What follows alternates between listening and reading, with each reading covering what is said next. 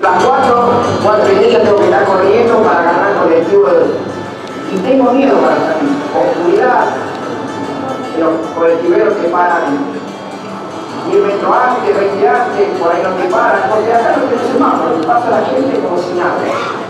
Yo quiero estar tranquilo, como lo merecemos, porque es la matanza, dice, la matanza, no, pero tiene que ser bueno, también es digno porque yo soy ser humano y llegaré a ver el cambio ese.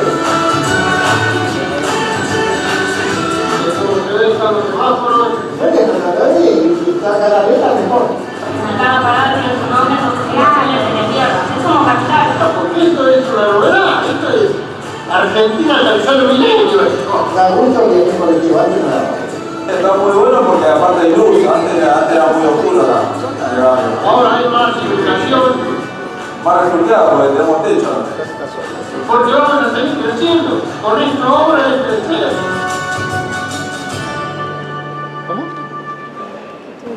Bueno, de vuelta, buenos días. Muchas gracias a la CAF por esta invitación y felicitaciones por siempre estar generando estos espacios de discusión. Recuerdo siempre con mucho cariño, allá a lo lejos, no sé si creo que en el 2010, donde la CAF financió un estudio integral que hicimos de redes de Metrobús, como lo llamamos en Argentina, RT, me voy a referir mucho a Metrobús, pero siempre queda Metrobús es RT, así que si quieren anotar Metrobús igual RT, para que no se confundan. Pero en todo este proceso y este camino que recorrimos, la CAF siempre estuvo muy presente y por eso para mí estar acá compartiendo con ustedes es un gran orgullo y una gran alegría.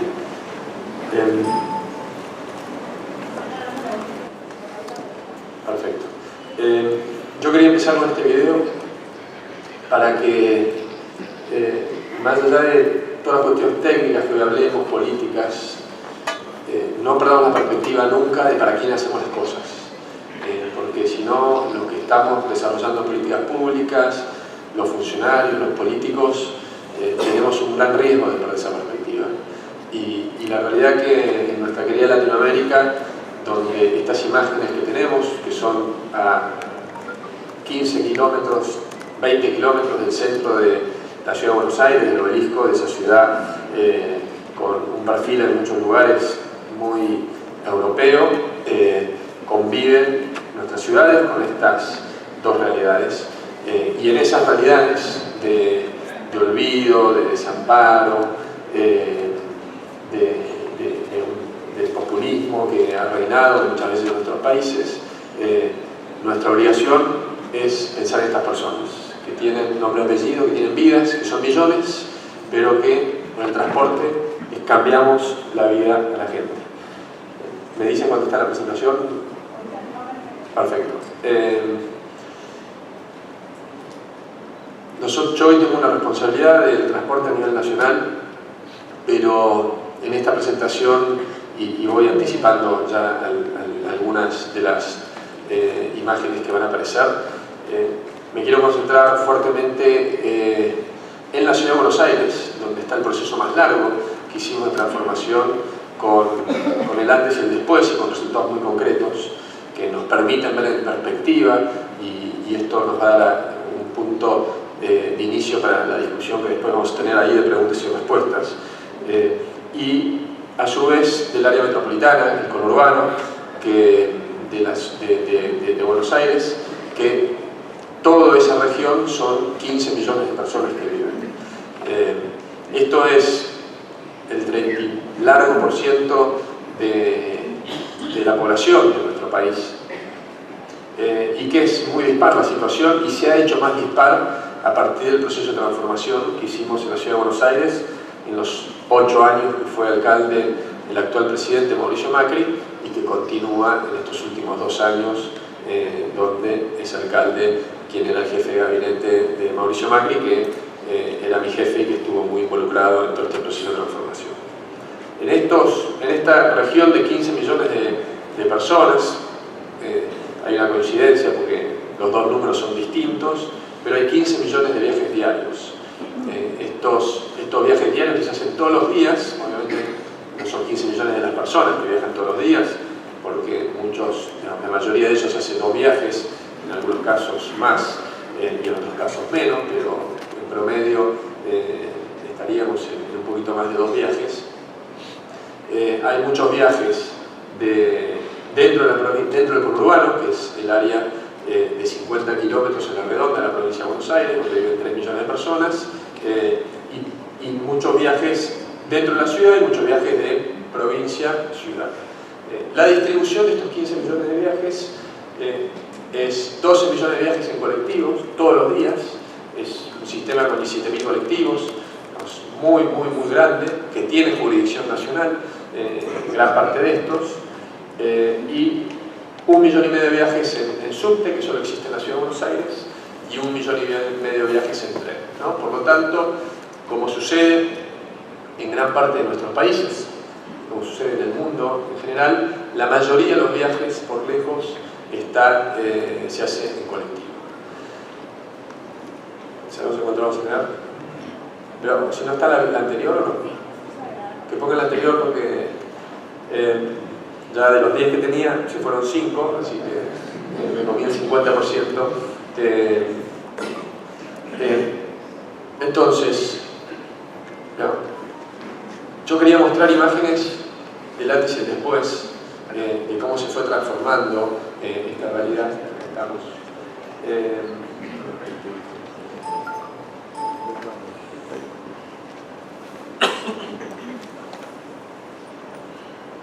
Acá abajo también.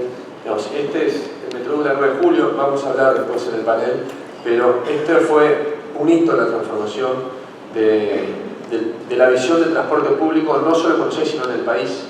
Hoy, afortunadamente, no hay intendente, creo que acá hay algunos intendentes de nuestro país, no hay gobernador que no nos pida que hagamos un BRT en su ciudad, en su provincia, y esto se dio a partir del profundo éxito del Metrobús.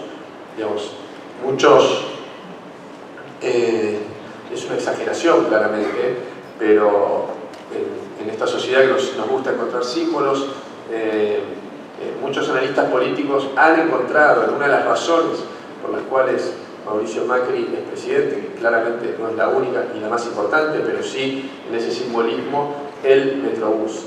Y hoy lo hablamos en una charla previa, como en una editorial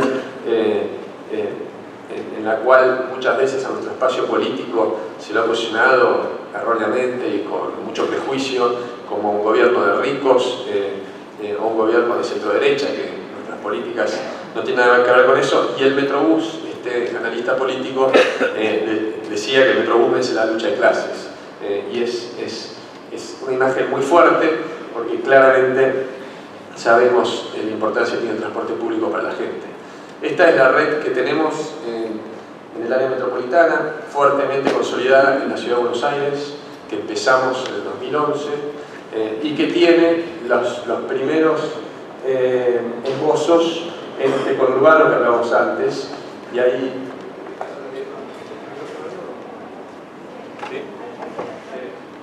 encontramos en verde el Metrobús La Matanza, que son ese video que vimos anteriormente, y el amarillo, ahí que está en el medio, donde dice San Martín, ya está terminado ahora hace unas pocas semanas. Y acá tenemos, esta es una de las avenidas muy importantes de la ciudad, el antes y el después, como sistema ordenador, el impacto que tiene el urbanismo, donde también trabajamos fuertemente en los centros de transbordo, analizando también y priorizando estos y ordenando todo el movimiento del transporte público y colectivo.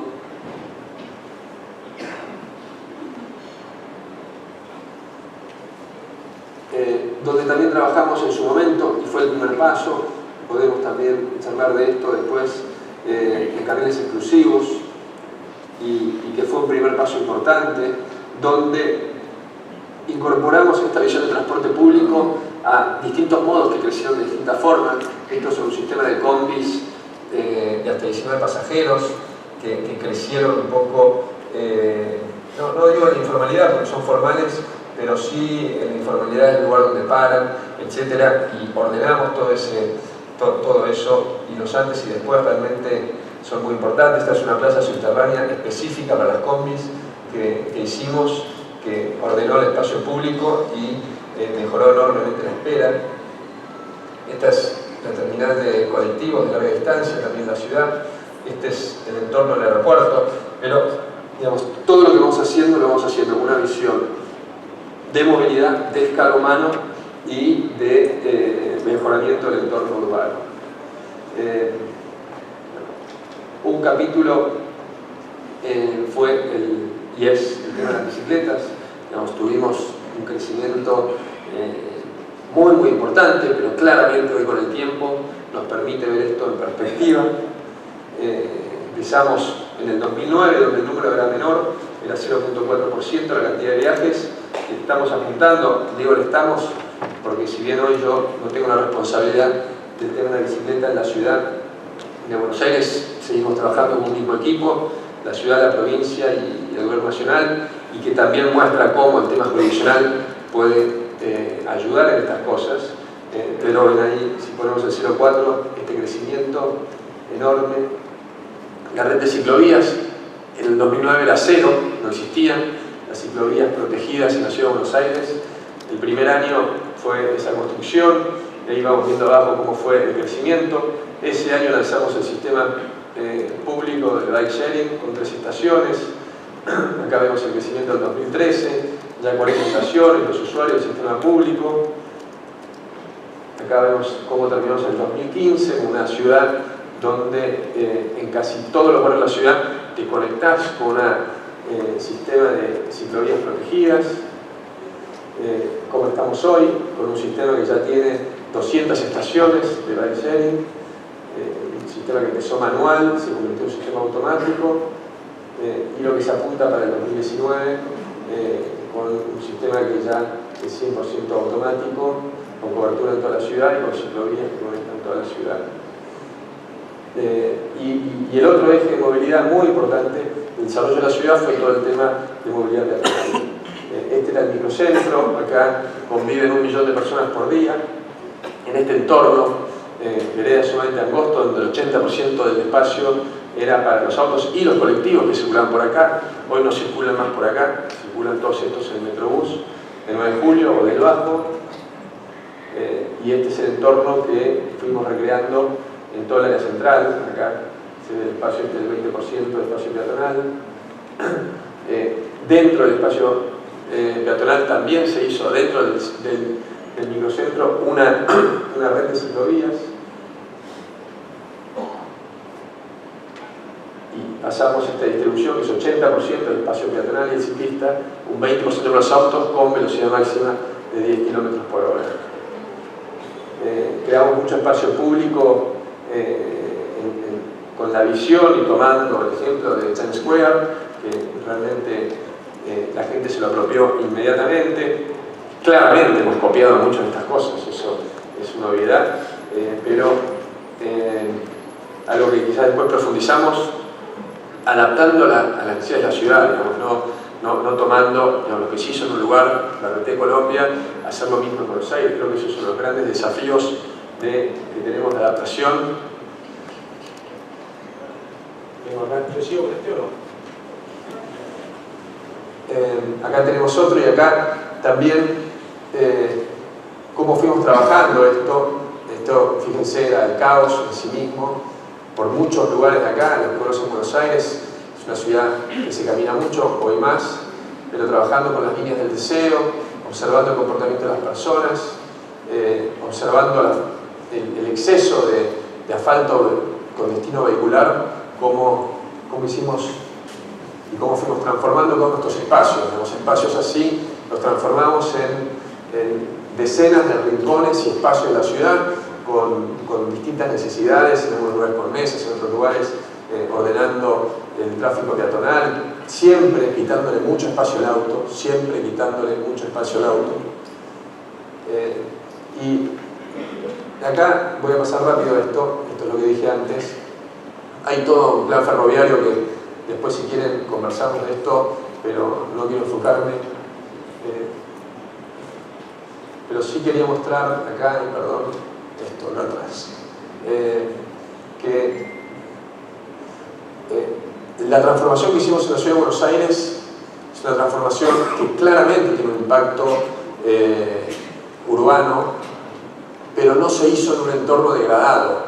Por lo tanto, el antes y el después fue brutal, positivamente brutal, para los pasajeros. En la 9 de julio se pasó de un viaje de 55 minutos a 17 minutos, prácticamente de un día al otro. Hicimos unos túneles también, que acá no están, y era 22 minutos, después lo terminamos bajando 17 minutos. Pero cuando empezamos a intervenir en el conurbano, en la provincia de Buenos Aires, donde en 30 años no se había hecho nada, el cambio fue todavía mucho más contundente, porque la degradación del espacio público, como se ve acá, era degradante, era indigna para la gente. Nuevamente, estamos hablando de un sistema que tiene 15 millones de viajes por día, y gran parte de los viajes se hacían en este entorno, sin paradas, calles de tierra. Llegaba el colectivo y había un charco y mojaba a las personas que estaban.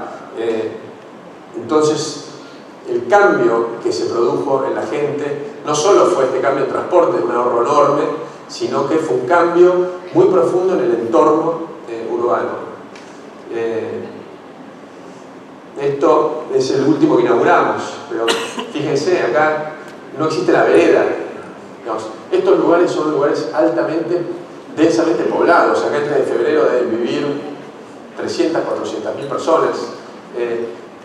Y este lugar es el fruto de la degradación de 30 años. Digamos, quienes viven acá hace 30 años, cada día vieron cómo estaba esto un poco peor, y de golpe, de un día para el otro, como si fuese algo casi mágico, y así lo vio mucha gente, se instaura esta foto, donde hay veredas, donde hay sendas peatonales, donde hay semáforos, donde hay rampas discapacitados, donde hay paradas de colectivos, donde se ordenan los flujos de tránsito, donde se genera más espacio vial también acá, porque en las ciudades muchas veces le sacamos espacio vial, acá ordenamos absolutamente todo.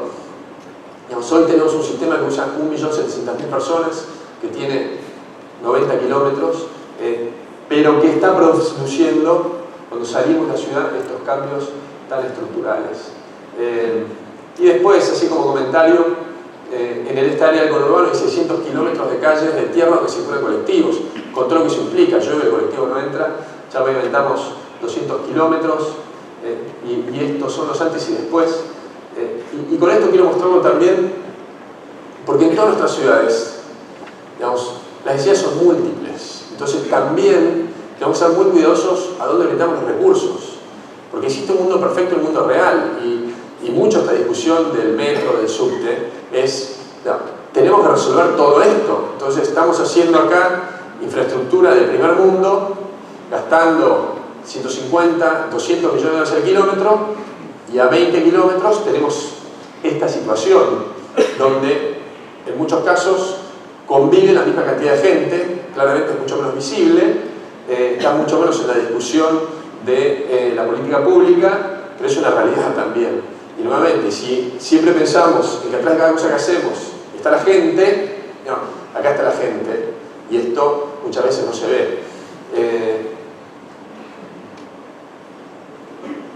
Esto es otro corredor. Todos estos corredores se hicieron con la lógica de transporte público. Fíjense, hay dársenas para colectivos, hay paradas, hay refugios. Esta es el antes y el después, exactamente en el mismo lugar. Y bueno, hay muchas cosas para contar, pero preferí concentrarnos en la charla que vamos a tener ahora, y seguimos con charla, con preguntas. Así que muchísimas gracias.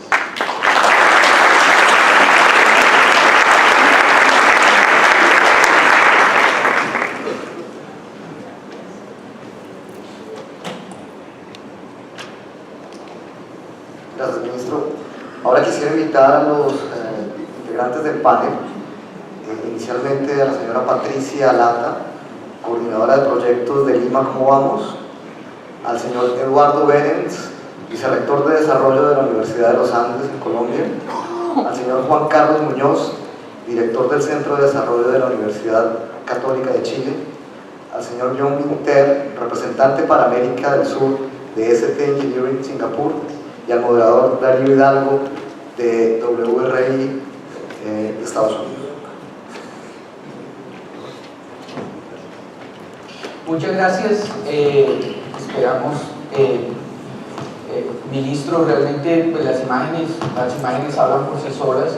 Esa transformación que vivimos en este momento en Buenos Aires, en su área metropolitana, no solo la ciudad de Buenos Aires, pues nos muestra que el cambio es posible, y el cambio que estamos buscando en las ciudades de América Latina. Vimos la presentación de la publicación sobre qué hacer frente a estos retos que tenemos, y vemos que el cambio en Buenos Aires ha sido posible, y conversábamos un poquito antes de esta charla sobre pues, que la agenda es bastante amplia, pero no se puede tocar todo. Hay que escoger en dónde enfocarnos, porque los retos son inmensos.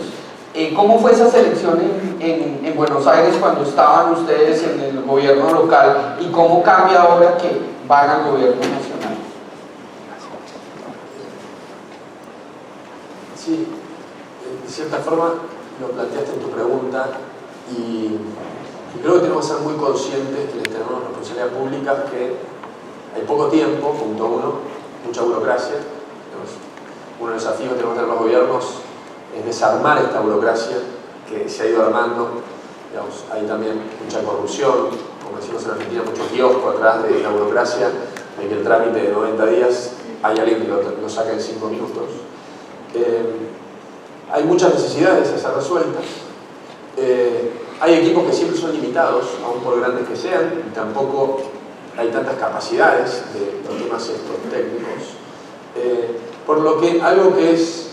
y por ende también hay energía limitada. Digamos, hay un ministro, no hay 5 ministros del área, hay 2, 3 secretarios, no hay 20 secretarios, lo mismo subsecretarios, etc. Y por mucho trabajemos, podemos trabajar 15, 17 horas por día. Mi mujer me está pidiendo que en vez de 17 trabaje 16, pero bueno, estamos ahí viendo. ¿Cuál es el internet? Entonces, algo que yo vengo del sector privado, que es una norma en la mayoría de las organizaciones privadas, que es el foco. Apple hace lo que hace, no se despierta mañana una persona y dice, bueno, hoy vamos a empezar a fabricar Coca-Cola o una bebida gaseosa. Y tiene muy claro qué es lo que hace. Digamos.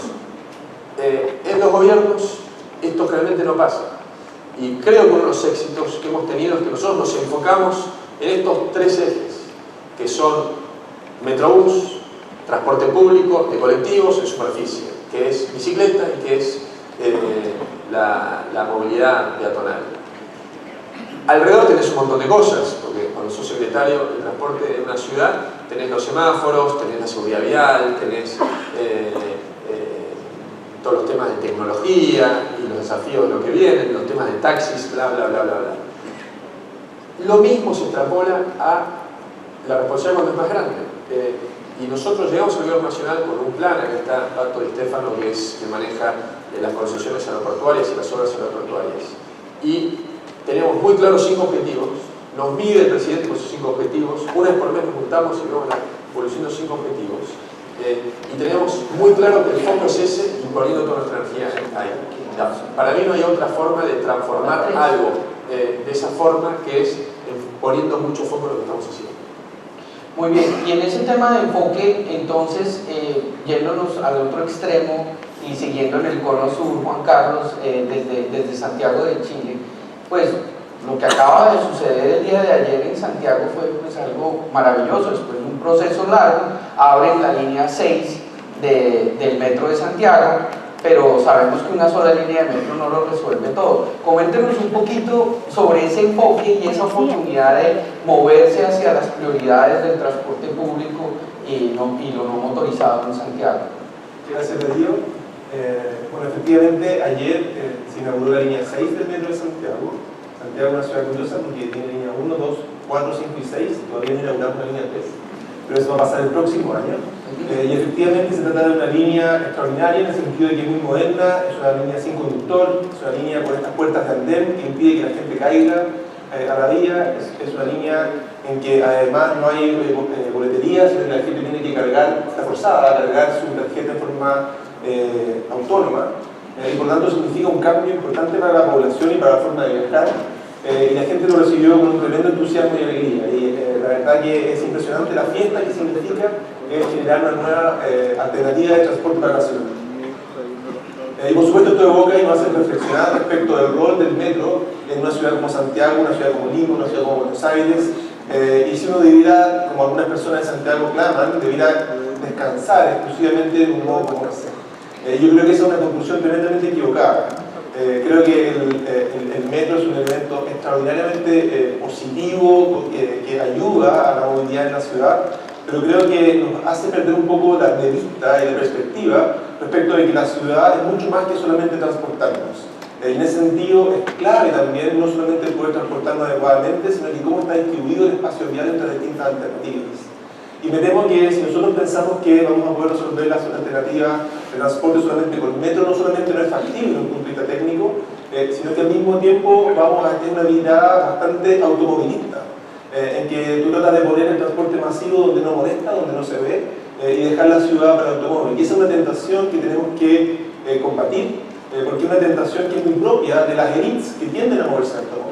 Entonces es clave la pregunta respecto de qué es lo que uno va a fortalecer al desarrollar la ciudad. Y me encanta el foco que plantea Guillermo, que dice nuestro foco estaba en transporte público, peatones, ciclistas. Lo que está diciendo Guillermo es nosotros teníamos un foco en visitar al automóvil de forma muy certera el espacio de la ciudad. Y la verdad es que si tú no haces eso, difícilmente vas a conseguir una ciudad mejor y una ciudad eficiente. Y en ese sentido creo que es interesante hacer el contraste entre Bogotá y Santiago. Bogotá y Santiago han estructurado sus inversiones en transporte público, en transporte urbano, en líneas completamente opuestas. Las dos ciudades son relativamente parecidas, tanto en tamaño como en población, como en ingreso. Y Santiago tiene un metro de ahora un poquito más, pero hasta antes de ayer, 105 kilómetros. Y Bogotá tiene un Transmilenio, un BRT, de 105 kilómetros. Los dos transportan, los dos sistemas, 2,5 millones de pasajeros vendidos. ¿Sí? Los dos sistemas. Los dos tienen una capacidad máxima en un punto de 45.000 pasajeros por hora sentido. Santiago también ha trabajado fuerte en autopistas urbanas. Bogotá ha trabajado fuerte en ciclovías. ¿Y qué es lo que ha pasado? ¿Cuál es el resultado? Es que Santiago ha venido cayendo su partición modal, el porcentaje de viajes que se hacen en transporte público, desde 80% en el año 77 hasta menos de un 50% el día de hoy. Por el contrario, Bogotá ha mantenido la proporción de viajes en transporte público del 80% parejo, a pesar de la mala reputación que tiene el transporte público que nos mostraba el expositor en la mañana, Pablo Zúñiga. Y creo que la razón por la cual esto ha pasado, de que Bogotá está manteniendo este gran porcentaje de viajes en transporte público versus Santiago, es porque la alternativa de calidad en el caso de Bogotá es una alternativa visible al automovilista, es una alternativa visible al caminante de una ciudad. En el caso de Santiago, si tú caminas la ciudad, lo que observas es una ciudad de automóvil. Y el buen servicio del metro está donde tú no lo ves. Y los ciclistas son héroes urbanos que casi no tienen espacio. Entonces, es interesante decir, no basta con tener un súper buen metro, creo que es una tremenda noticia. ¿Sí? Hay que salir también fuerte a disfrutar el espacio de la ciudad. Y pues usted me da paso para que Eduardo Vélez, que viene también de la Academia y de la ciudad de Bogotá, nos dé como un poquito de respuesta, porque pues ese sentido de urgencia de resolver los temas, de ponerlos a funcionar, creo que en algún momento en Bogotá como que lo perdimos. Entonces, ¿cuáles son esas urgencias que de pronto, a pesar de que todavía hemos logrado mantener una alta participación modal en Bogotá, vemos en la ciudad de Bogotá y que se extienden también a la región? Urgencias y desafíos que son inmensos. Aquí en este foro han discutido varios. Hay uno que de repente quiero hacer yo énfasis, que en Bogotá sigue siendo todavía algo muy complejo de resolver, y en ciudades como las nuestras, es lo que tiene que ver con seguridad vial. Entonces, parte de las inversiones que se hacen en el mejoramiento de las condiciones de la vía también tienen que ver con eso, no solamente el mejoramiento de velocidades, sistemas multimodales, sino seguridad vial. Allí las brechas siguen siendo enormes. Unas cifras que tengo sobre Colombia, que seguramente son similares en países como los nuestros. En Colombia hay más de 7.000 muertes asociadas a inseguridad vial al año. es algo así como 20 muertes diarias. Nunca en la peor época de nuestro conflicto tuvimos esas cifras asociadas al conflicto. Y eso pasa a nivel mundial. En Estados Unidos hay casi 40.000 muertes al año asociadas con accidentes de tránsito, una tasa que supera el 10 por cada 100.000 habitantes. Es decir, allá tampoco han podido resolverlo. Eso sigue siendo una deuda pendiente y sigue siendo un desafío para todos nosotros. A nivel mundial hay algo así como 1.3 millones de personas que mueren al año en accidentes de tránsito, que son 3.000 muertos al año, 3 muertos al día. 90% de esas cifras tienen que ver con países de ingreso medio e ingreso bajo, y somos nosotros los que estamos poniendo la mayor parte de las muertes en las vías, teniendo menos de la mitad de la flota a nivel mundial. Y eso pues cuesta la vida, cuesta también igual de importante o similarmente importante 4 o 5, por cada accidente en el que muere una persona hay 4 o 5 que generan disabilidades permanentes, lesiones permanentes que afectan la calidad de vida y la capacidad de producir de las personas, y eso, si usted lo analiza, eso cuesta centenares y centenares de millones de dólares al año.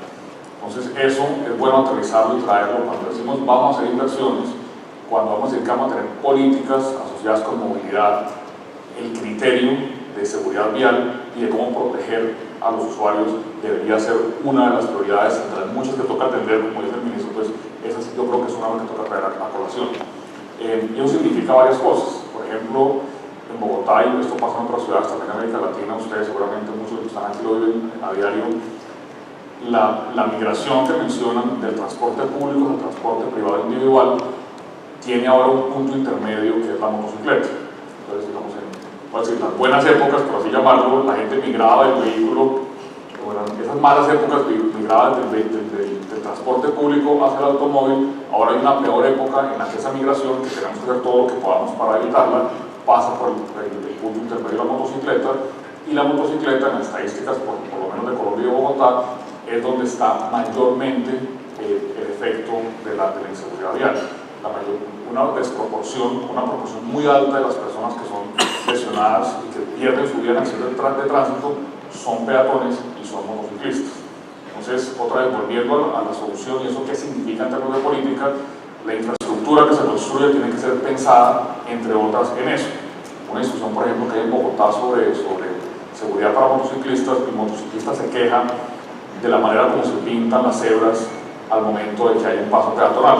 Porque si usted pone una pintura que genere, por ejemplo, cuando llueve, que sea resbalosa, el motociclista se accidenta por esa señalización vial. Entonces, si uno va a tener políticas de señalización, que toca tenerlas por supuesto, hay que pensar también en el motociclista para que no se caiga cuando pasa por la acera.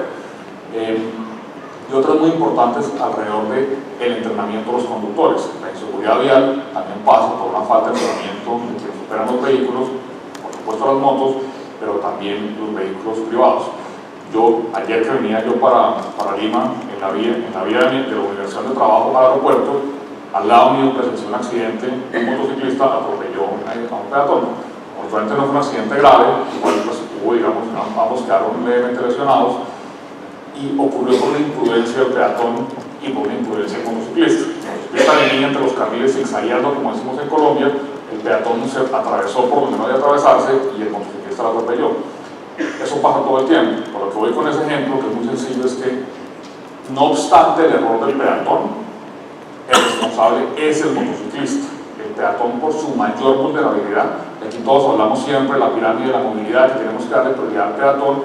Eso arranca o se vuelve realidad no solamente en el discurso, sino en la práctica. Uno, los conductores de vehículos privados y de motocicleta y de transporte público deben entender que el peatón es la prioridad, así se equivoque el peatón. Tenemos que ser responsables de su vida y de su integridad. Y dos, cuando miramos cifras de inversiones en infraestructura, entonces de verdad prioricemos al peatón, darle unas aceras, una infraestructura realmente buena para que protejamos su integridad. Gracias Eduardo. Pues, una de las cosas que sabemos ya en seguridad vial es que el diseño es lo que más lleva a una mejor seguridad vial, y que también si tenemos menos uso del carro, en total también tenemos menor seguridad vial. Y pues una de las ciudades que uno ve en las estadísticas de la Organización Mundial de la Salud con los mejores índices de seguridad vial es Singapur, que tenemos un representante desde el sector tecnológico en Singapur con nosotros.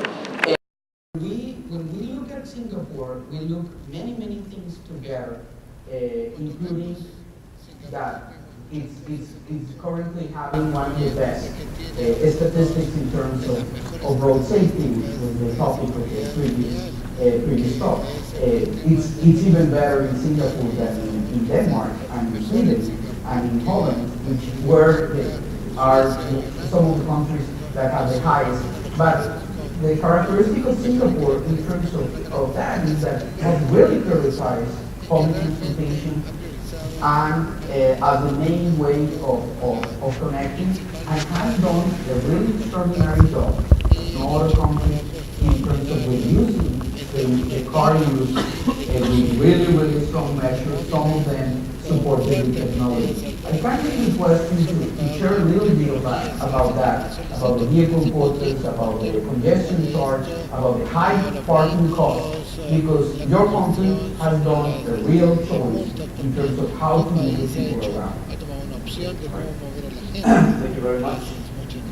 First, I apologize. I'm going to do this in English. I wish my Spanish is good enough. Right? And I'd like to thank very much, Carl, for inviting me and my company here to this distinguished conference this morning. My company is ST Engineering, Singapore Technology Engineering. Right? We are a 50-year-old company. We were created shortly after Singapore became independent, and we started working as a company manufacturing ammunition for the defense sector.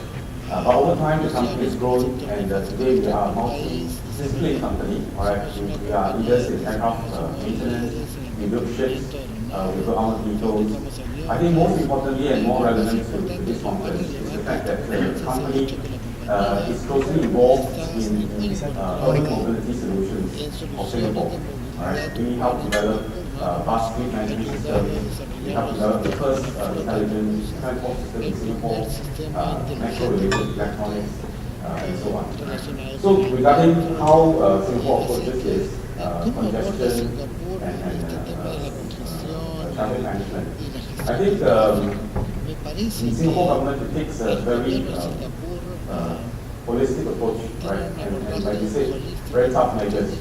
Simply because Singapore is very small, alright, we are an island, and about 700 square kilometers, and it's limited to how much roads the country or the city can continue to build.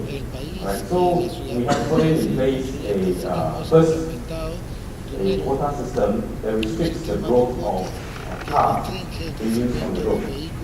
Right? So of course there is an immediate effect on that, of this policy to control the car population. In terms of other measures, right? I think it's probably we can probably look at it in two aspects. One is adding capacity, right? One is technology, right? So adding capacity, I think, is the most direct intervention to just build more roads, right? Singapore builds as much roads as it can. It relies heavily on natural transportation as a mass transportation means, right? We have, I think, for 8 lines today, we transport 22 million people per day in metro, right? The other aspect is technology, right? And what we do is we try to use technology to improve the quality of transportation, right? I think the first speaker mentioned about that, right? That rather than, of course, there is a policy to control the car population, but equally important is a policy to incentivize the use of public transportation. Right? So we do that by improving the policy of public transportation, and technology is very much of it. Right? So, for example, we implemented intelligent transport systems that ensure that the traffic flow is capped to a certain kilometers per hour. Right? This is managed, for example, for example, one of the features is that we can manage incidents very quickly through automated algorithms. Right? So if there's an incident in the highway, in the main artery roads, the video cameras automatically pick it up, and immediately signals are sent to the right variable message box. The traffic lights are adjusted to allow traffic to flow out. Radios are alerted, the tow truck is alerted, and we hear incidents very quickly. Right? So this increases flow very dramatically. We also implemented what we call ERP, electronic road pricing, okay, which I was a little bit afraid to talk about it because it's very controversial, right? But I heard it was mentioned this morning, so I think it's safe to talk about it. Okay. Basically, we price road usage. Okay. We use technology to build sensors along the street, and car users pay as they drive. Okay. So this means that for certain arterial roads or highways which are congested, say during 5 to 6 p.m., there is a certain price. Okay? So because drivers need to pay that price, they have to decide whether they are really going to take that road or at that time, or they may take another road, or they may take another time, or they may take public transportation which is able to serve them. So this ERP has actually worked well in Singapore. Right? We've managed to make sure with this ERP, of course, with all the other measures, that the highway speeds are maintained at, I think, 60 kilometers an hour, right? And we are advancing towards a new road pricing system, which is a satellite-based system, which covers the entire island, right? And it's a lot more efficient in terms of resources, because we build much less infrastructure. Pues la historia de Singapur es una historia que tiene mi edad. Yo nací en el año 65 y Singapur también. Y cuando nació Singapur, pues era un sitio con enormes dificultades. Era como la parte fea del Callao o de Buenaventura, para ponerlo en términos reales, muy cercanos a nosotros. Y solo en 50 años logró esa gran transformación, por supuesto, pues un sistema de gobierno y una capacidad técnica y una prioridad a determinadas cosas que lo llevaron allá. Pero pues, 50 años después Singapur está en el nivel que está y Lima no tanto, ¿no? Y eran muy parecidos, no estoy diciendo que fueran sustancialmente diferentes. ¿Cómo podemos adaptar estas experiencias de Argentina, de Chile, de Colombia, de Singapur a las condiciones de Lima para que Lima realmente avance como región metropolitana en solucionar estos problemas? ¿Cómo lo ve una organización no gubernamental que se dedica a mirar y a hacer recomendaciones para que Lima vaya mejor? Lima, ¿cómo va? Patricia. Nosotros es muy importante y básico y es la base de nuestro... Un punto que para nosotros es básico y que es la base del trabajo que nosotros realizamos es acercar estos temas a la ciudadanía. Y no solamente acercarlos, sino trabajarlos con ellos. Porque esta discusión que nosotros tenemos en este momento y que hemos tenido desde el día de ayer son muy importantes para América Latina, para Lima, para el país. Pero es necesario que sea aterrizada y conversada y discutida con toda la ciudadanía. Porque finalmente estamos hablando de mejorar la calidad de vida de millones de personas y no podemos tener esa discusión dentro de solamente un pequeño grupo.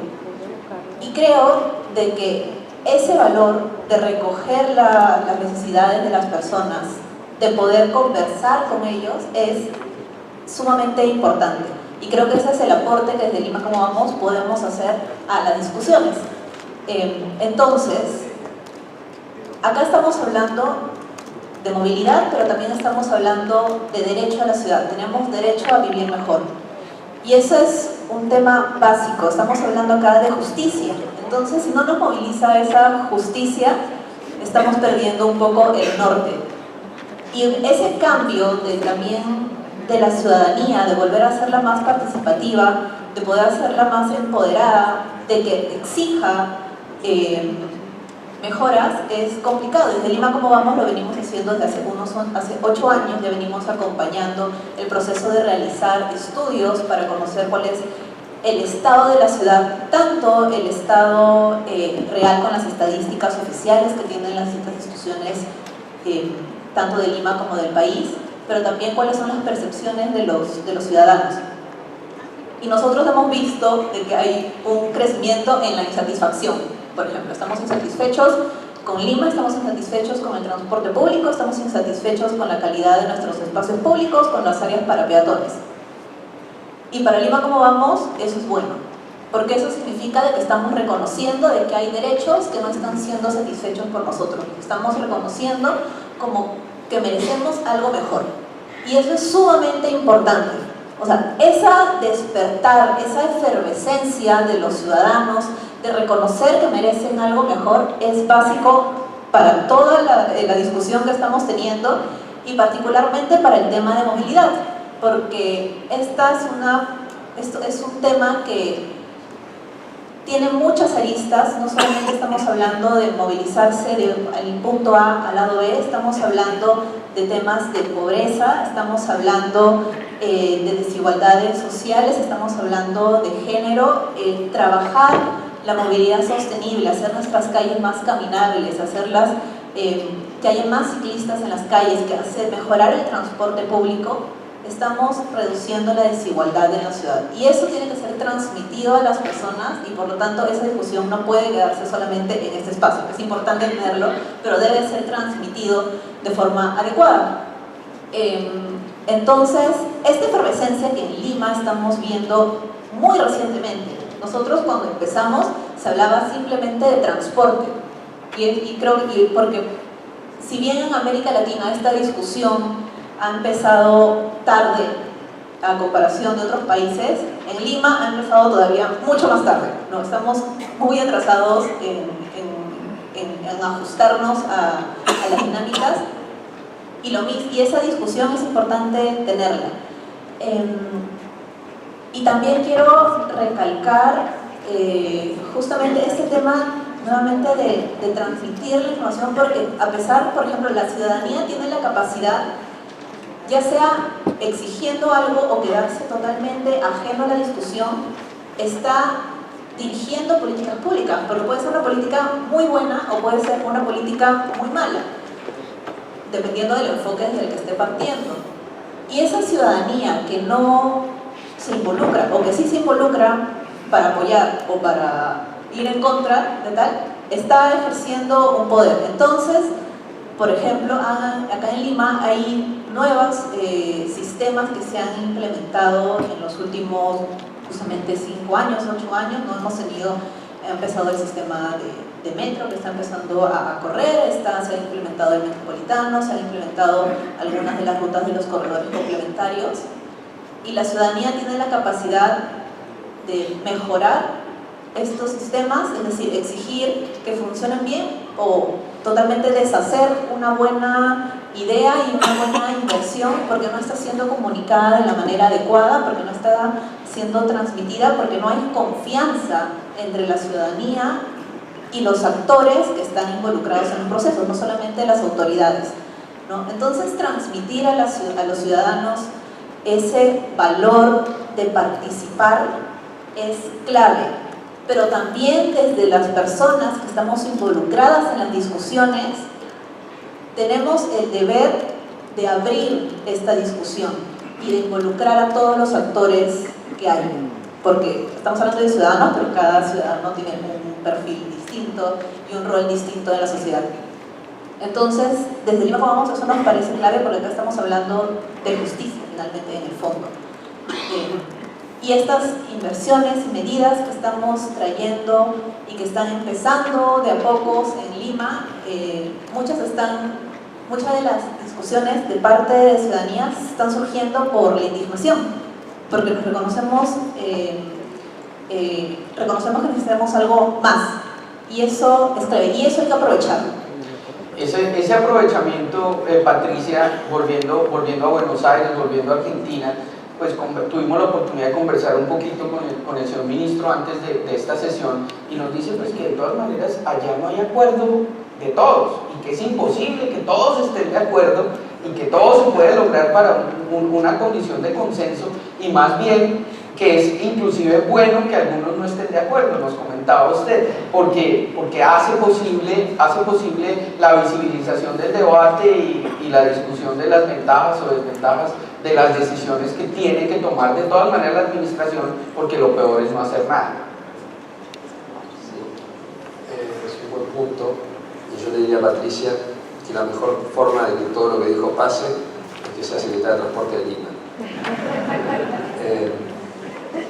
Y que tenga un alcalde que tenga, como dicen los americanos, el political will, la voluntad política, la convicción para, a pesar de todo esto, o todas las resistencias, seguir adelante.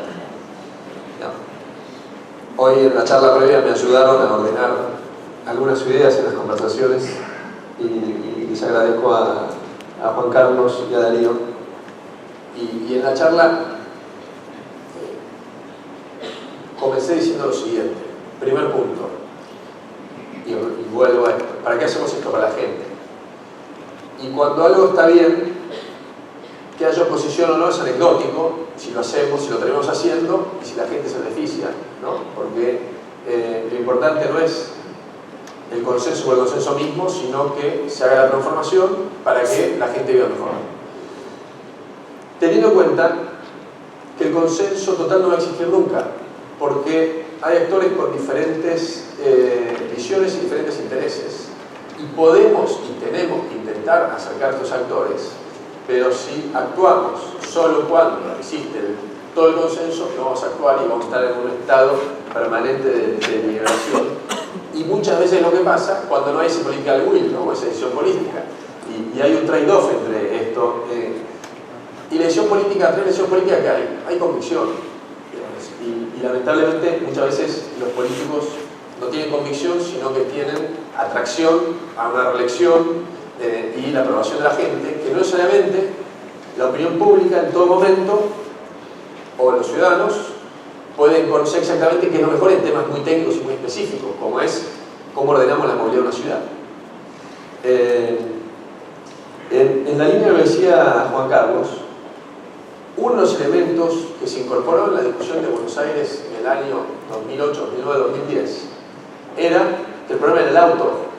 Digamos, el diagnóstico inicial no tiene como diagnóstico que el problema es el auto, sino que el problema es el mal transporte público y por eso usamos el auto. Pero el problema es el auto, porque si no existiese ningún auto y solo habría colectivos, independientemente de que tengamos metrobús, carriles exclusivos o no habría absolutamente ningún problema y circularían perfectamente los colectivos. Tenemos que hacer todo esto porque hay muchos autos. Entonces, la primera resistencia, inevitablemente, es de las personas más poderosas en una sociedad, que son los que tienen auto, ¿no? Versus los que no tienen auto, y que en general, y esto no es despectivo ni mucho menos, porque todos nosotros acá en general tenemos auto, pero los periodistas más influyentes andan en auto, los políticos andan en auto, generalmente no andan en transporte público, mucho menos en bicicleta. Yo sigo andando yendo en bicicleta en mi oficina todos los días, y es un contacto con la realidad muy importante. Y la gente de mayor riqueza, que tiene mucha influencia en la opinión pública, anda en auto. Y la realidad es que si vas a mirar algo y le vas a sacar espacio a ellos, digamos, no hay ninguna razón lógica para la cual digan, bueno, está bien. Y sí que le digan, che, ¿sabes qué? Tenés todo el subsuelo, anda por ahí.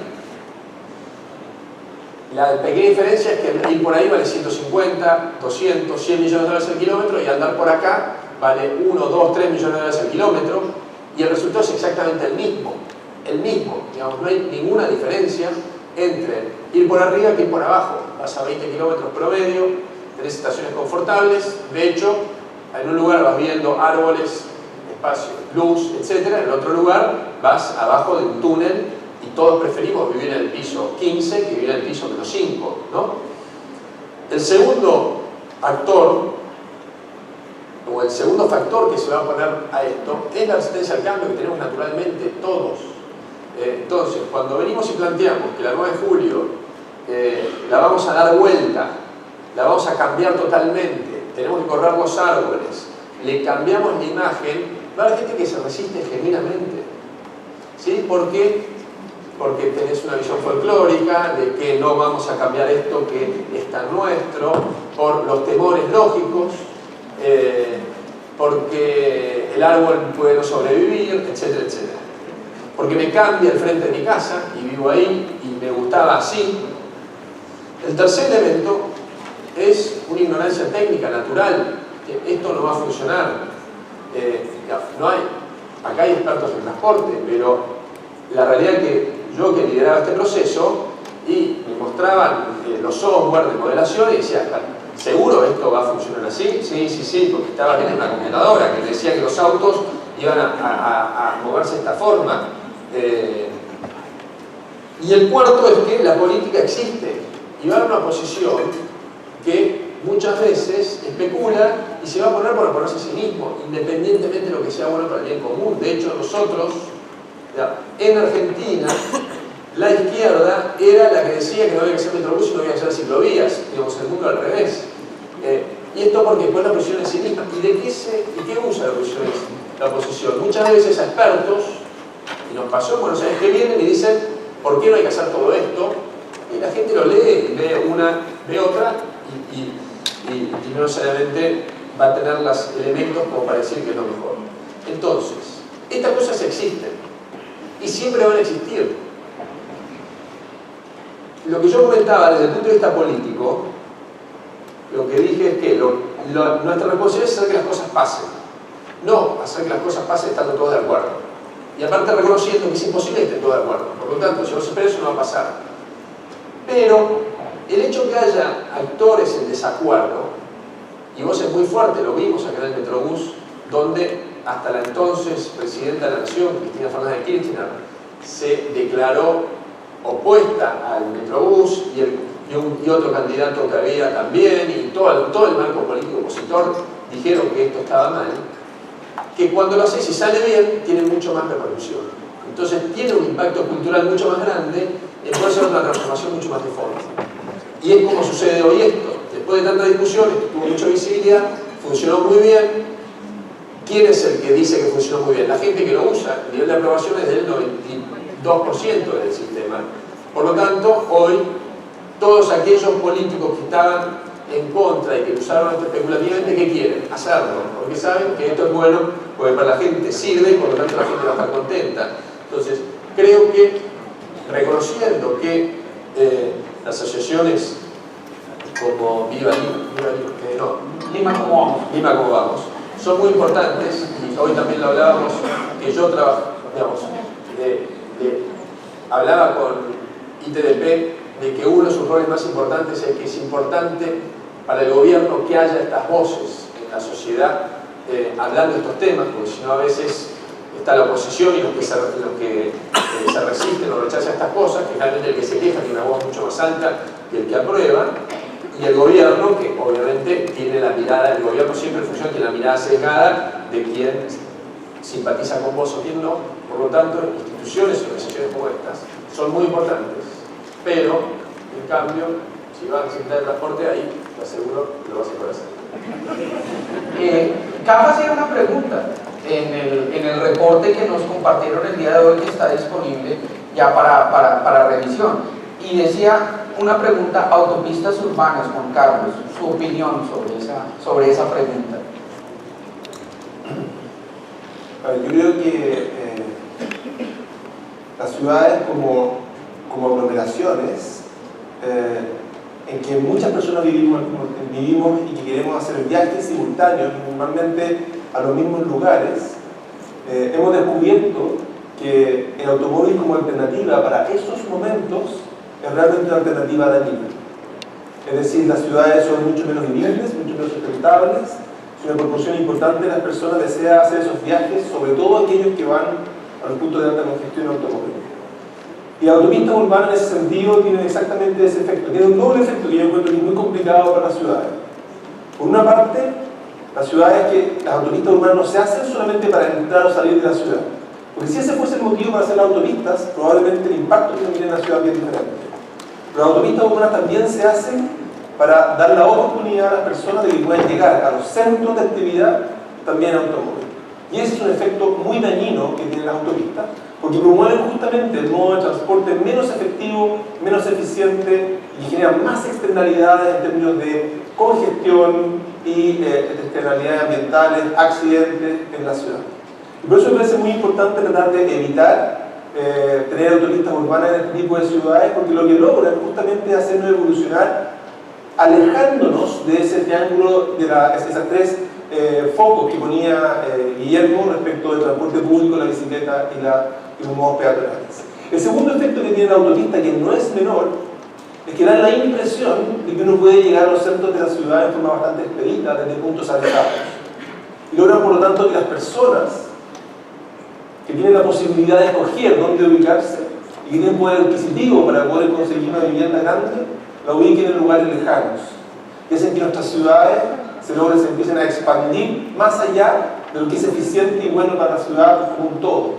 Porque una cosa es hacer el viaje en la autopista, pero finalmente vas a llegar a un sector de alta congestión y vas a congestionar también a todas esas otras personas que optaron por no usar el automóvil, que optaron por no irse a vivir lejos y que están usando un transporte masivo más eficiente que se ve metido en la congestión de los automóviles. Por estas dos razones me parece que es muy importante evitar que las ciudades se embarquen en este proceso de autopistas urbanas, porque inducen tráfico de forma muy clara y porque hacen que otras ciudades se expandan. Por el contrario, creo que lo que hay que tratar de hacer es la inversión y la apuesta tiene que ser tratar de lograr que el transporte público sea una alternativa atractiva y por tanto las personas se puedan mover de forma eficiente y efectiva en las largas distancias del transporte público mayor, como el metro, como el BRT y alternativas de ese estilo. Y también fomentar, esto es muy importante, que las personas tengan alternativas para poder satisfacer sus necesidades laborales, de estudio y de ocio relativamente cerca de donde viven. En nuestras ciudades latinoamericanas demasiadas veces esa planificación integrada entre el transporte y el uso del suelo, que es fundamental y nos hablaban en la mañana, no se da. Y se deja al mercado que sea el que vaya decidiendo cómo la ciudad evoluciona.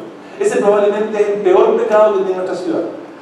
Porque al gobernarse de esa manera, los actores que van tomando las decisiones no toman en cuenta el impacto que sus decisiones generan para el resto de la ciudad. Y es una decisión gravísima. En el caso de Santiago, nos ha llevado a conducir la ciudad hacia un extremo, hacia el sector oriente, donde todas las personas ricas van poniendo las oportunidades laborales y quienes viven en el sector poniente, en el sector sur, tienen que viajar cada vez más lejos para poder llegar a una oportunidad laboral.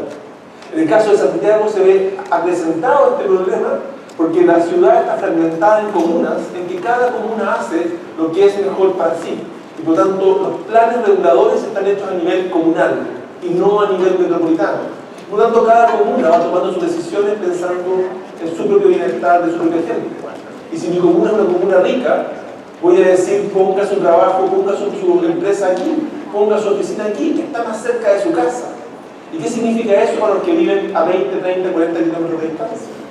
A lo mejor si mi comuna es rica y la gente usa automóvil, voy a prohibir el paso de los buses porque son la verdad una molestia y un estorbo.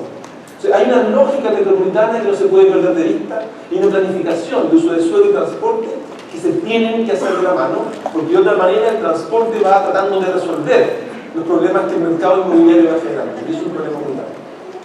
Yo ahí me brinco y no sigo en la misma línea, pero le pregunto a Eduardo Vélez desde la academia, ese papel que el ministro Ditchen decía para las organizaciones no gubernamentales como Lima Como Vamos, como el TDP, como WI, desde la academia, ¿cómo ayudar en este debate público en el que se necesita decisión y urgencia y se necesita también participación y conocimiento? Y pues de pronto combinarlo, aunque puede resultar difícil, pero lo conozco a usted y sé que lo logra, con esa expectativa de que la tecnología nos va a salvar, los vehículos eléctricos, los vehículos autónomos y este tipo de cosas. Bueno, hay dos cosas para decir. Lo primero es, voy al rol de la academia, que por supuesto teóricamente y conceptualmente es fácil entender que es importante, tal vez resaltando dos posibilidades. La primera es que cuando uno está en la academia, en la universidad, hay, dijéramos, una comodidad conceptual en los temas en los que uno puede trabajar. Para un académico está bien que trabaje 10 años, o 15 años, o 20 años en un solo tema. De hecho, lo que lo vuelve un experto es eso, es la continuidad y el trabajo permanente en temas muy específicos. Y esa comodidad puede servir para darle un mayor soporte y darle estabilidad a las discusiones. Un gobernante local, por supuesto, tiene otras urgencias y legítimamente tiene que preocuparse y su vida ocurre en otros tiempos.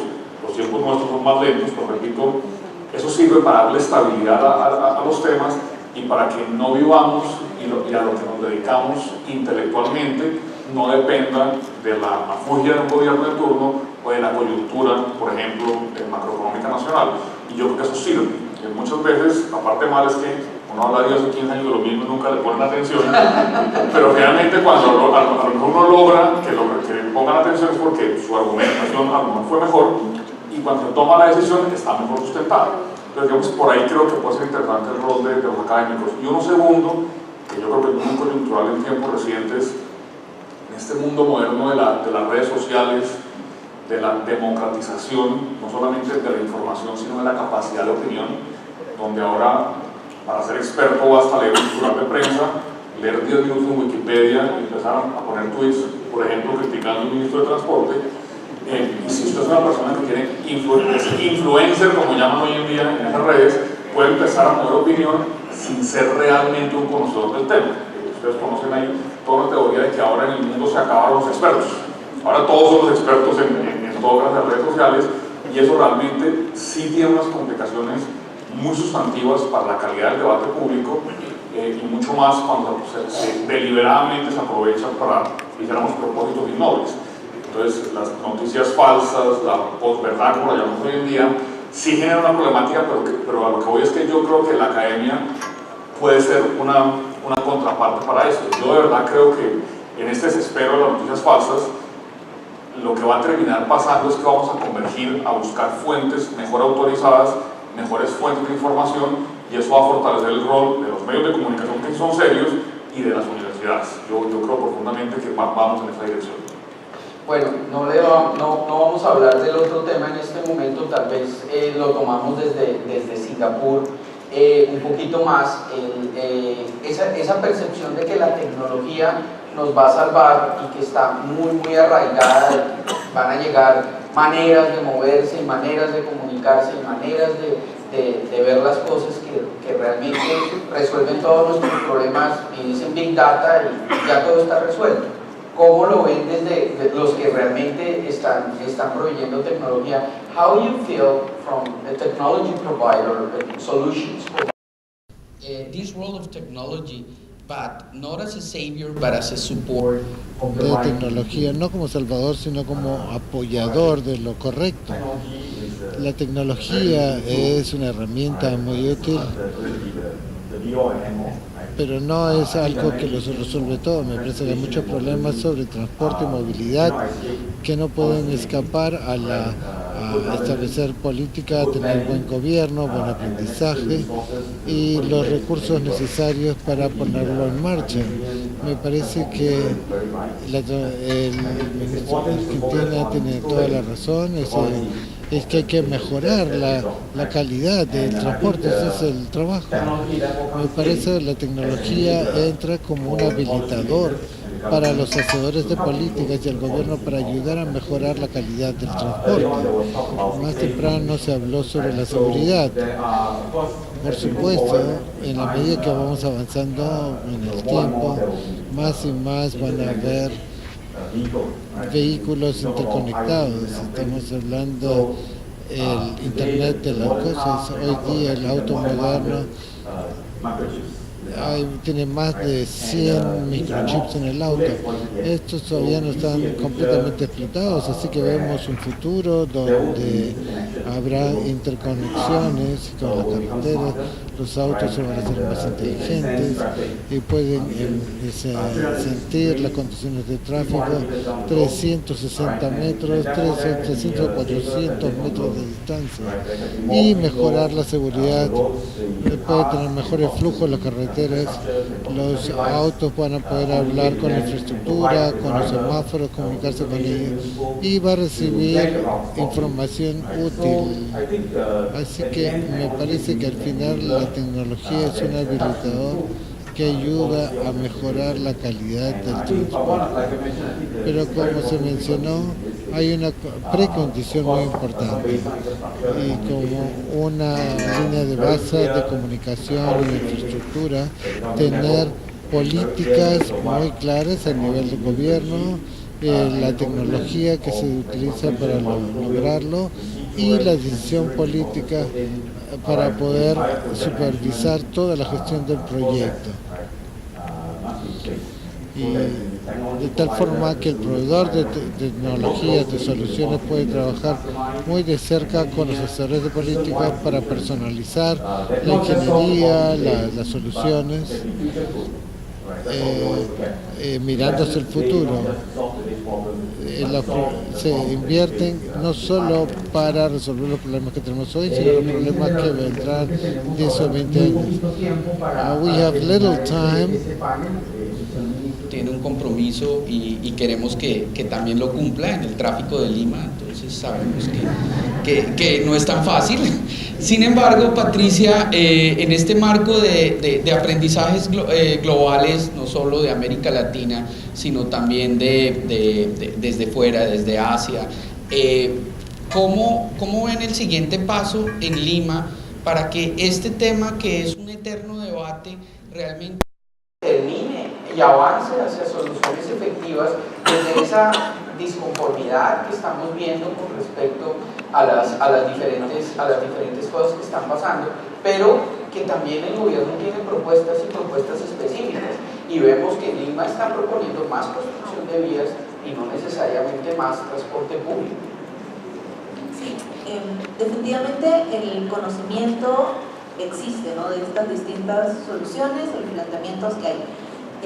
Y ahí el rol de la academia que se ha discutido es sumamente importante y que justamente te permite generar esta información y conocimiento que a veces desde el gobierno no se puede hacer porque estás en el día a día tratando de apagar los fuegos diarios, ¿no? Entonces, lo que nosotros aportamos desde Lima Como Vamos es justamente esta articulación de entregar la información que nosotros conocemos, traducirla a los gobernantes para que puedan usarla, dar soporte a políticas buenas para la ciudad, porque a veces necesitas la evidencia que no tienes en la mano y nosotros podemos generar o recoger buenas experiencias de fuera con las cifras, con los beneficios que se ha tenido. Lo mismo desde el rol de la academia, ¿no? Estas investigaciones buenísimas, pero que a veces son tan grandes y densas y tan técnicas que no se pueden comprender, traducirlas a los gobernantes y a la ciudadanía, a los medios de comunicación, que también tienen un rol clave para acercar la discusión a los ciudadanos, y viceversa con la ciudadanía, ¿no? Recoger los insumos que ellos tienen y llevarlos a otros actores, pero también traducir la información que se genera y acercarla a ellos para que puedan comprenderla, discutirla y finalmente tener una discusión mucho más cercana, ¿no? Entonces, eso nos parece clave y básico, y sí, definitivamente es necesario sacar esa discusión y seguir todos los que estamos involucrados y apostamos por las ciudades sostenibles y por la movilidad, sacar este tema para que justamente no sigamos apostando por soluciones ya caducas, que no funcionan y que van a seguir empeorando la calidad de vida, particularmente en el caso de Lima, que es lo que nosotros manejamos, de los limeños, ¿no? Porque también tenemos, justamente por este poco alcance de información, que a veces, por ejemplo, cuando nosotros hacemos nuestras encuestas, sale de que más del 50% de limeños considera de que hacer más vías es lo que va a solucionar sus problemas diarios para movilizarse. Sabemos que no es así, pero ¿cómo acercamos estos planteamientos que nosotros proponemos? ¿No? ¿Cómo hacemos de que esa sensación de satisfacción, de que esas apuestas que a veces se tienen por justamente este 50% de limeños considera que esa es la alternativa, cómo le mostramos de que no va tanto por ahí? Efectivamente, que lo popular no necesariamente es lo correcto. Entonces, en ese sentido de terminar esta charla, este panel el día de hoy, realmente muy contento de poder tenerlos a ustedes como respondiendo mis inquietudes y las que refleja esta audiencia. ¿Cuál es la mayor urgencia, ministro? Y luego seguimos con los demás, en movilidad. Quiero un par de cosas que se dijeron recién. Lo que decía Patricia, el 50% de la gente piensa eso porque es anti-intuitiva la razón por la cual haciendo más vías genera más congestión. Entonces es inevitable que la gente piense eso. Y difícilmente podemos llevar a todos los peruanos, todos los argentinos a Singapur a que vean lo que pasa allá. Y aunque lo llevemos van a decir que Singapur es distinto y acá... y vuelvo ahí, ¿no?, a este tema de los consensos. Si fuese por consensos no haríamos ciclovías, porque los ciclistas siempre son muchos menos. Las primeras calles peatonales que hicimos, los que más se oponían eran los comerciantes.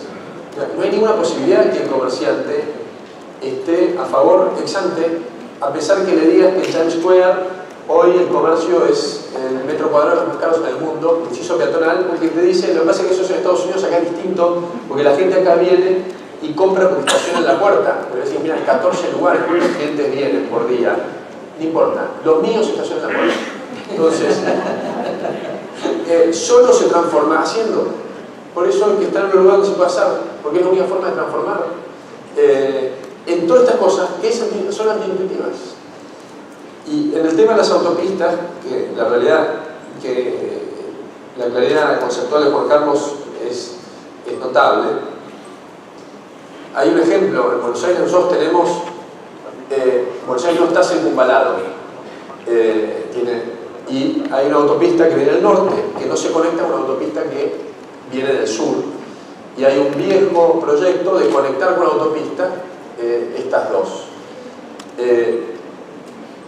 Por suerte no hubo consenso para hacer, porque había 3 opciones para hacerla y nunca se pusieron de acuerdo. Y el año pasado se tomó la decisión de que no se hace una autopista que conecta los autos. Y lo que se hace es un viaducto mucho más reducido, porque es de 2 carriles y 2 carriles, que es para los camiones y los colectivos de larga distancia, los camiones para ingresar al puerto. Y los autos van a seguir en superficie con congestión, porque sabíamos que si íbamos a la autopista íbamos a inducir el tráfico. Y que se iba a saturar en 3 años. Por lo tanto, íbamos a ser muy populares cuando inauguremos la autopista, pero íbamos a dejar un daño para los próximos 50 años en la ciudad irreversible, y que a su vez no íbamos a resolver el problema que son los camiones circulando por esa zona de la ciudad. Por lo tanto, yo realmente creo que el desafío es que asumamos con convicción la responsabilidad que tenemos de hacer las cosas bien. En una de la región donde el populismo nos ha dañado estructuralmente en todo. Y en esto también el populismo, claramente, digamos, quizás no necesariamente el más grave de todos, o quizás sí, no sé, no importa, todo el populismo en todos los factores. Pero si hacemos las cosas correctamente, con la gente profesional, con los Juan Carlos de este mundo, con los Eduardo de este mundo, Patricia, etc., vamos a lograr esto que todos estamos hablando acá, que es mejorar la calidad de vida de la gente, y cómo se mueve la gente, es un elemento fundamental para mejorar su calidad de vida, y fundamental para desarrollar ciudades. Porque hoy, esta Lima maravillosa, que yo ya llegué del aeropuerto y me fui a un restaurante directamente sin pasar por el hotel. Llegué 11:25 con la comida cerrada, 11:30 de la noche. Y el chef, que se acercó muy gentilmente, me preguntó si veníamos a comer a Lima. No, qué maravilloso sea que vengas a Lima desde Buenos Aires a comer un fin de semana, si tenés esa posibilidad. Pero a su vez que tengas una ciudad sustentable, de una movilidad amigable, que sea amigable para la persona y que vayas de un restaurante al otro en bicicleta sin tenerte que cuidar en cuanto tomas, porque no tenés que manejar y poder manejarte en bicicleta, que es el más seguro. Desafortunadamente no tengo tiempo, me han llamado ya la atención un par de veces, me dicen que les dé una palabra de prioridad a los otros 4 panelistas. Juan Carlos.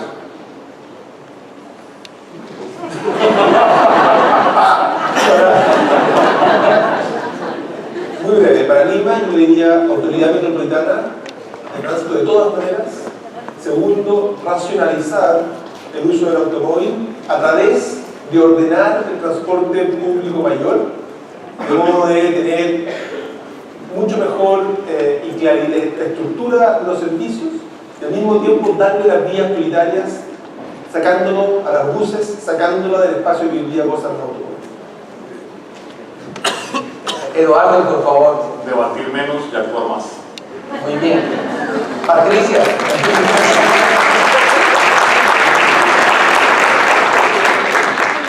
Definitivamente apostar por el transporte público sin olvidarnos también de la infraestructura para caminar y acercarnos a estos espacios, aunque lamentablemente en Lima nos estamos olvidando también de eso. And one priority from East Asia. Yeah. I think you're all welcome to visit Singapore. We'd love to show you what we have. But I think, realistically, we're here to share our experiences if possible.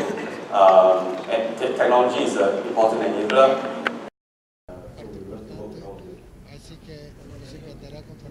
Por supuesto, ministro, ¿cómo le va a decir que no? Pero yo tengo el primer diseño Juan Carlos y de la experiencia de Buenos Aires. Simplemente acá lo que compartimos son experiencias, porque acá no existe un libro sagrado que diga qué es lo que hay que hacer y esto es muy dinámico y estas cosas se hacen en ciudades que son muy vivas.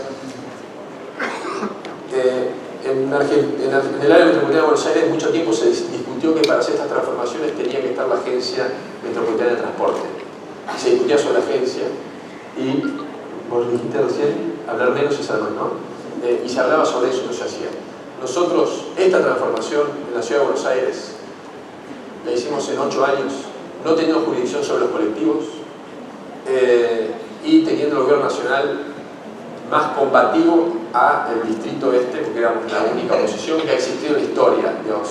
No nos daban un peso, los colectivos estaban subsidiados, por lo tanto, peor entorno para hacerlo desde lo institucional no había. Lo que para mí tiene que haber es decisión política. Y con decisión política, quien tiene la responsabilidad de gobernar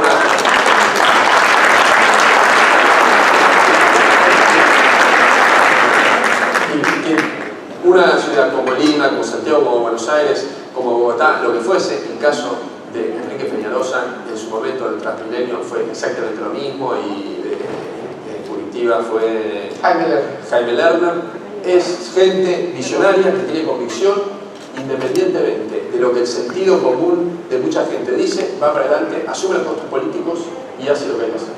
Muy bien. Voy a cerrar simplemente con un mensaje para la audiencia, a lo que le apuntamos en una organización como la que yo trabajo y coincide mucho con el mensaje también de la CAF y de otros bancos de desarrollo, es que lo que importa realmente al final es el acceso, no el transporte, ni la movilidad en sí misma, sino que todos tengamos esa oportunidad de acceder a las oportunidades que da la vida urbana, el trabajo, el estudio, la recreación. Eso es lo que realmente importa y hay muchos instrumentos para llegar allá, pero ese acceso tiene que tener 3 características y es el mensaje que quiero dejar.